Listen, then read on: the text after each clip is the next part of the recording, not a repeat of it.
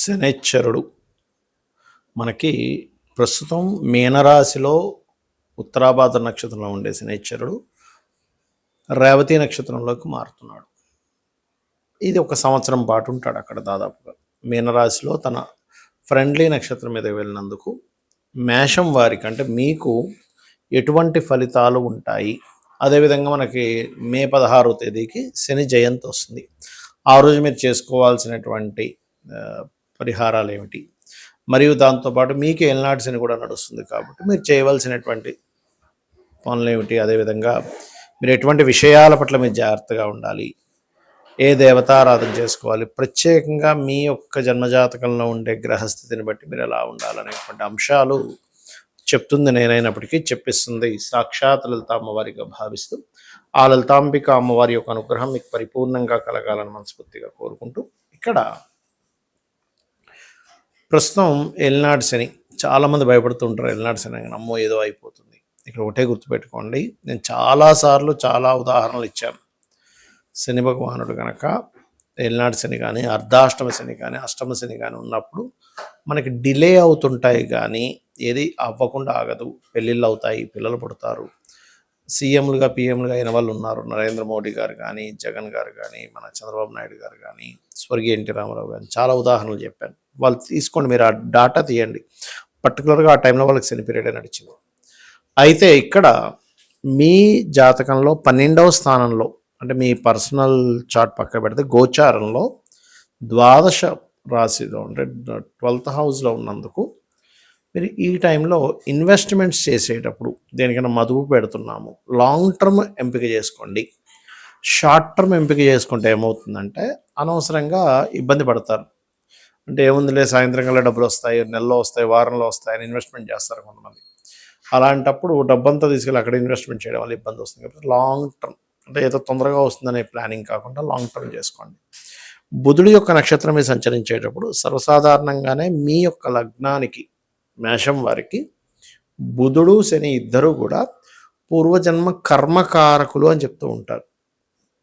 కాబట్టి పూర్వజన్మ కర్మకారకులు కాబట్టి పూర్వజన్మ కర్మను యాక్టివ్ చేసింది దాంట్లో ఉంటాడు. ఎప్పుడైతే శని మీకు రేవతి నక్షత్రంలోకి ప్రవేశించాడో ఆ రకంగా మరొక విషయం ఏంటంటే ఇక్కడ మీకు మరి ఈ రేవతి నక్షత్రంలోకి ప్రవేశించిన శని మంచి ఫలితాలు కూడా ఏదో ఒకటి ఇవ్వాలి కదండి. అంటే ఖచ్చితంగా ఇస్తాడు. అందులో ఒకటి ఫైనాన్షియల్ గ్రోత్, ధనపరంగా ఖచ్చితంగా అభివృద్ధి ఉంటుంది. వివాహ సంబంధించినటువంటి విషయంలో బాగుంటుంది. కాకపోతే ఇక్కడ ఏంటంటే ఈ ఉద్యోగ సంబంధించినటువంటి అంశంలో బుధ నక్షత్రంలో సంచరిస్తున్నందుకు ఉన్న ప్రదేశము కాకుండా ఇతర ప్రదేశాలకు మారడం ద్వారా అభివృద్ధి ఉంటుంది. అంటే ఒక రాష్ట్రంలో ఎగ్జాంపుల్ తెలంగాణలో ఉన్నాం, మెడ్రాస్ వెళ్ళడము, బెంగళూరు వెళ్ళడము, లేదా బాంబే వెళ్ళడం, ఇలా లేదా బాంబేలో ఉన్నాం ఇంకో ప్రాంతాలకు వెళ్ళడము, ఈ రకంగా మార్పు వల్ల మీకు మంచి ఫలితాలు వస్తాయి. అయితే ఈ సమయంలో మీరు ప్రేమ వ్యవహారాల విషయం కావచ్చు, ఏదైనా ప్రాపర్టీ తీసుకునే అంశంలో కావచ్చు, మరియు కొంచెం వాహనం మీద వెళ్ళేటప్పుడు కూడా అతివేగం అనేటువంటిది పనికిరాదు. అందులోనే తాతగారి ఆస్తి సంబంధించినటువంటి అంశాలలో తొందరపాటు నిర్ణయాలు ఎట్టి పరిస్థితుల్లో కూడా మీరు చేయకండి దయచేసి. ఇక మీరు నిత్యము చేయవలసింది, ఎల్నాడు శని నడుస్తుంది కాబట్టి శనివారాలు ప్రత్యేకంగా శని భగవానుడి దగ్గర దీపారాధన చేయండి. మరియు అదేవిధంగా పంచమ స్థానంలో మీకు కేతు ఉన్నాడు కాబట్టి గణపతి యొక్క ఆరాధన ఎక్కువగా చేయండి. మీరు ఎంత గణపతి ఆరాధన, సూర్య నమస్కారాలు, ప్రత్యేకంగా ఎల్నాడు శని నడిచేటప్పుడు సూర్య నమస్కారాలు చేస్తూ ఉంటే దాని యొక్క ప్రభావం 1% కూడా మీ మీద ఉండదు, గుర్తుపెట్టుకోండి. ఇది చేయండి. మరియు ఇక్కడ మరొక విషయం ఏంటంటే బుధుడు యొక్క నక్షత్రంలో శని భగవానుడు సంచారం కాబట్టి గోశాలకు వెళ్ళి గోవులకి మీరు సేవ అంటే వాటికి బెల్లము తినిపించడము, వాటికి కొంచెం వాష్ చేసే ప్రక్రియ అక్కడ ఉంటే కనుక వాటికి స్నానం చేయించడము, నీరు పెట్టడము, అందులో ముఖ్యంగా గోంగూర, ఎందుకంటే బుధుడు ఆకుకూరలకు కారకుడు కాబట్టి గోంగూర తినిపించడం చేయండి. అన్ని విధాలా బాగుంటుంది. అయితే ఈ శని జయంతి వస్తున్నందుకు ఒక్కొక్క అంటే మీ యొక్క రాశి నుంచి కానీ లగ్నం నుంచి కానీ శని భగవానుడు ఎక్కడ ఉంటే ఎటువంటివి చేయాలనేటువంటిది ఉంటుంది ఆ రోజు శని జయంతి రోజు. ఉదాహరణకి మీకు లగ్నంలో ఉన్నాడు, ఎన్ని రాశి లగ్నంలో ఉన్నాడు అనుకోండి, అప్పుడు మీరు చేయవలసింది ఏమిటి, శని జయంతి రోజు అని చెప్పి చూసుకున్నట్లయితే ఒంటికి ఎప్పుడైనా గుర్తుపెట్టుకోండి, మీకనే కాదు ఏలినాడు శని, అర్ధాష్టమ శని, అష్టమ శని నడుస్తున్నప్పటికీ, లేదా శని మహాదశ నడుస్తున్నా ఒక విషయం గుర్తుపెట్టుకోవాల్సింది ఏంటంటే, శనివారం నాడు నువ్వుల నూనె చక్కగా ఒంటికి రాసుకొని మీరు స్నానం చేయండి. అభ్యంగ స్నానం అంటారు. అలా చేసినట్లయితే ఏలినాడు శని, అర్ధాష్టమ శని, అష్టమ శని ప్రభావం తగ్గుతుంది. మీరు 16వ తేదీ మే రోజు శని జయంతి రోజు అది ఖచ్చితంగా చేయాలి. ఇంకొక విషయం ఏంటంటే, మీకు లగ్నంలో శని ఉన్నప్పుడు ఫస్ట్ బద్ధకించడం ద్వారా మనిషి ఇబ్బంది పడతాడు. బద్ధకం ద్వారానే అన్నీ కోల్పోతూ ఉంటాడు. ఇది ప్రధానంగా మీరు మార్చుకోవాలి. ఇక రెండవది, ధనస్థానంలో ఉంటాడు శని. కొంతమందికి అందరూ భయపడతారు, అమ్మో ధనస్థానంలో ఉన్నాడండి. మీ లగ్నానికి శుభుడైతే కనుక ధనస్థానంలో ఉన్నా మంచిదే.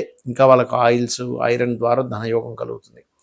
అయితే ధనస్థానంలో ఏ గ్రహం ఉన్నప్పటికీ కూడా ఆ గ్రహం సహజ శుభగ్రహమా, సహజ పాపగ్రహమా, పాపకత్తిరిలో ఉన్నాడో శుభకత్తిరిలో ఉన్నాడో చూసుకోవాలి. గురువు ఉన్నంత మాత్రం మంచి చేయాలని లేదు, శుక్రుడు ఉన్నంత మాత్రం మంచి చేయాలని లేదు. అది ఎలా ఉంది, కండిషన్ ఈజ్ మోస్ట్ ఇంపార్టెంట్. ఆ యొక్క శని యొక్క ప్రభావం మీకు మంచిగా జరగాలి. సరే బాలేడు, 2వ స్థానంలో ఉండి, అలాంటప్పుడు మీరు ఏం చేయాలంటే బెల్లముతో చేసినటువంటి పదార్థాన్ని అమ్మవారికి నైవేద్యంగా కనుక పెట్టినట్లయితే 2వ స్థానంలో ఉండే శని యొక్క ప్రభావం మీకు ధన సంబంధించిన విషయాల మీద ప్రభావం తగ్గిస్తుంది. అలాగే 3వ భావంలో ఉన్నాడు ఉదాహరణకి మీకు శని, పరాక్రమ యోగము, పట్టుదల ఎక్కువగా ఉంటుంది, ఇవన్నీ చెప్తారు శాస్త్రాల్లో. కానీ 3వ స్థానంలో శని ఉన్నప్పుడు ఏంటంటే, మీరు ఏదైనా ఒక ఆలయానికి రోజు నడుచుకుంటూ వెళ్ళి రావడం చేస్తుండాలి. 3లో ఉన్నా 10లో ఉన్నా గుర్తుపెట్టుకోండి. అప్పుడు ఏమవుతుందంటే, ఇంకొకటి, తైలము శనివారం నాడు మీద వేసినట్లయితే మీరు మాట్లాడే కమ్యూనికేషన్స్ వల్ల ఇబ్బంది అనేటువంటిది రాదు. అదేవిధంగా శని యొక్క స్తోత్రాన్ని రోజు పఠించాలి. 3వ స్థానంలో ఉంటాయి. నీలాంజన సమాభాసం రవిపుత్రం యమాగ్రజం ఛాయామార్తాండ సంభూతం తన్నమామి శనిచ్చరం చదవచ్చు. అలాగే 4వ భావంలో ఉన్నాడు. ఇక్కడ చాలామందికి ఏంటంటే 4లో ఉన్నాడండి, ఏమి కొనకూడదు, ఏమి చేయకూడదు, మనకి విద్యాకారకుడు పాడైపోయాడు అంటారు. కాదు, లాంగ్ టర్మ్ కోర్సెస్ చేయడం ద్వారా కలిసి వస్తుందని అర్థం. లాంగ్ టర్మ్ ఇన్వెస్ట్మెంట్స్ ద్వారా కలిసి వస్తుందని అర్థం. 4లో ఉన్నా 12లో ఉన్నా గుర్తుపెట్టుకోండి. అయితే 4లో ఉన్నప్పుడు మరి మందబుద్ధి ఇస్తాడు, చదువు మీద కొంచెం ఇబ్బంది ఇస్తాడు అనుకుంటూ ఉంటారు. అది కొంతవరకు అది పాడైతే కొంతవరకు నిజమే, కానీ అన్నిసార్లు అది నిజం అవ్వదు. ఎందుకంటే 4వ అధిపతి బాగుంటే మంచి ఫలితాలు కూడా ఇస్తాడు. అయితే ఇక్కడ తల్లిగారు ఆరోగ్య విషయంలో జాగ్రత్త పడాలి 4లో శని ఉన్నప్పుడు. ఇది ప్రధానంగా గుర్తుపెట్టుకోండి. అలాగే మీరు నల్లటి వస్త్రాలు లేదా నీలము రంగు వస్త్రములు ఎవరికైనా దానంగా ఇస్తూ ఉండండి 4లో శని ఉన్నప్పుడు. ఇక పంచమ శని అనగానే అందరికీ ఏంటంటే మందబుద్ధి, ఆలోచన సరిగా ఉండకపోవడము, లేకపోతే సంతానం ఆలస్యం అనుకుంటారు. అది మీకు శుభుడైతే ఆలస్యం కాకుండా త్వరగా కూడా ఇస్తాడు. పాప అయితేనే ఆ రకంగా ఆలస్యం జరుగుతూ ఉంటుంది. అలాంటప్పుడు మీరు చేయవలసింది ఏంటంటే, దత్తాత్రేయుడికి సంబంధించినటువంటి జయంతి రోజు, లేకపోతే శంకర జయంతుల రోజు మీరు బెల్లముతో చేసిన ఉండలు ఏదైనా పంచడం కానీ, మరియు అదేవిధంగా మీరు ప్రధానంగా కాలభైరవ అష్టకం, కాలభైరవుడికి సంబంధించిన అష్టకం రోజు చదువుకున్నట్టయితే పంచమ శని యొక్క దోషం పోతుంది. ఇక 6వ భావంలో శని ఉన్నాడు, చాలా మంచిది. ఎందుకంటే శత్రు నాశనం అంటారు 6లో శని ఉన్నా కుజుడు ఉన్నా కూడా. కాకపోతే మరి ఈ 6లో ఉన్నాడు కదండి, దీర్ఘరోగాలు ఏమైనా ఇస్తాడా అంటే, మీరు యోగా చేయడం ద్వారా, మీరు ఫిట్నెస్ ఎక్కువ మెయింటైన్ చేయడం ద్వారా 6వ శని ప్రభావం తగ్గుతుంది. ఇక్కడ 7వ భావంలో శని.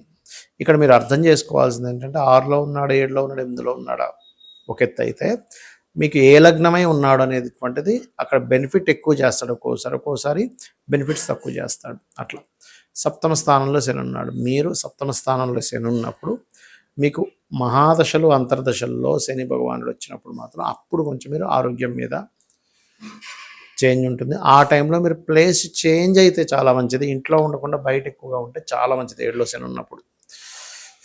ఇక అష్టమ శని దీర్ఘాయుష్యనిస్తాడు, చాలా కాలం బతుకుతారు అష్టమ శని ఉండేటువంటి వాళ్ళు. కాబట్టి డోంట్ వరీ. కాకపోతే ఈ కుండలిని యోగం లాంటి సాధనలు చేయాలి అష్టమ శని ఉన్నప్పుడు. ఇక భాగ్యస్థానంలో శని ఉన్నప్పుడు మీరు గురువుని నిందించడం చేయకూడదు. అది మరింత కర్మను మూటగట్టుకున్న వాళ్ళు అవుతారు. క్షేత్ర దర్శనాలు ఎక్కువగా చేస్తూ ఉండండి, శివాలయాలకు ఎక్కువగా వెళ్తూ ఉండండి, కాలభైరవ క్షేత్రాలకు ఎక్కువగా వెళ్తూ ఉండండి, వారాహి అమ్మవారి క్షేత్రాలకు ఎక్కువగా వెళ్తూ ఉండండి. భాగ్యస్థానంలో ఉండేటువంటి శని యొక్క ప్రభావం తగ్గుతుంది. ఇక దశమ స్థానంలో శని ఉన్నాడండి, కెరియర్లో మాకు మంచి అసలు ఎక్కడ ఇబ్బంది అవుతుంది, ఎక్కడ మేము ఎదగలేకపోతున్నాం అన్నప్పుడు ఓం మాణిక్య మకుటాకార జానుద్వయ విరాజితాయే నమః అని మంత్రం చేయండి. ఖచ్చితంగా బాగుంటుంది. ఇక లాభస్థాన శని చాలా మంచిది. అన్ని రకాల లాభాలు ఇస్తాడంటూ ఉంటారు. కాకపోతే ఆ లాభాలు రావడం స్లో అండ్ స్టడీగా వస్తూ ఉంటాయి. దీన్ని మీరు యాక్సెప్ట్ చేయగలగాలి. ఇక 12వ స్థానంలో శని ఉన్నప్పుడు ఏమవుతుందంటే సర్వసాధారణంగా కొంత అంటే మనిషి ఎంతో సంపాదిస్తాడు, ఎన్నో చేస్తూ ఉంటాడు, ఎన్నో డబ్బులు సంపాదిస్తాడు, కానీ సుఖం అనేటువంటిది ఉండదు 12లో శని ఉన్నప్పుడు. అంటే హ్యాపీనెస్ అనేది తక్కువగా ఉంటూ ఉంటుంది. ఆ మహాదశలు నడిచేటప్పుడు కూడా కొంచెం ఏంటోనండి సుఖపడలేకపోతున్నాము, చాలా డబ్బులు సంపాదిస్తున్నాం కానీ హ్యాపీనెస్ లేదంటారు, చాలా సంపాదిస్తున్నాం కంఫర్ట్ లేదంటూ ఉంటారు. ఎందుకంటే ఇక్కడ మీకు ఈ ఈ కంఫర్ట్నెస్ని తగ్గిస్తూ ఉంటాడు. దాన్ని మీరు యాక్సెప్ట్ చేయగలగాలి. సేవలు ఎక్కువగా చేయాలి 12లో శని ఉన్నప్పుడు. అంటే ఒక వృద్ధాశ్రమానికి వెళ్ళాము, అక్కడ ఏదైనా సేవ చేయడం, లేకపోతే అనాథాశ్రమానికి వెళ్ళాము, అక్కడ ఏదైనా సేవ చేయడం, గోశాలకు వెళ్ళాము, అక్కడ ఏదైనా సేవ చేయడం, ఒక హాస్పిటల్కి వెళ్ళాము, అక్కడున్న వాళ్ళకి ఏదైనా పంచిపెట్టడం. మీరు ఎంత సేవలు చేస్తూ ఉంటే 12లో శని ఉన్నప్పుడు అంత బాగుంటుంది. లాంగ్ టర్మ్ ఇన్వెస్ట్మెంట్స్ ఎక్కువగా చేస్తూ ఉండండి. బెల్లముతో చేసినటువంటి పదార్థాన్ని ఏదైనా పంచి పెడుతూ ఉండండి. చిన్నపిల్లలకు కావచ్చు, వృద్ధులకు కావచ్చు, వీళ్ళకి ఖచ్చితంగా దాని యొక్క ప్రభావం అనేటువంటిది తగ్గుతుంది. ఇక శని జయంతి రోజు 16వ తేదీ మే రోజు మీరు శనీశ్వరుడికి తైలాభిషేకము, నువ్వులు దానంగా ఇవ్వడము, గోసేవ చేయడము, ఇవి ప్రధానంగా చేయాలి. శని డిసిప్లైన్ కారకుడు, ధర్మబద్ధంగా ఉండడానికి కారకుడు. కాబట్టి ధర్మబద్ధంగా కనుక మీరు జీవించినట్లయితే శని యొక్క ప్రభావం పూర్తిగా పాజిటివ్గా ఉంటుంది. శ్రీమాత్రే నమః.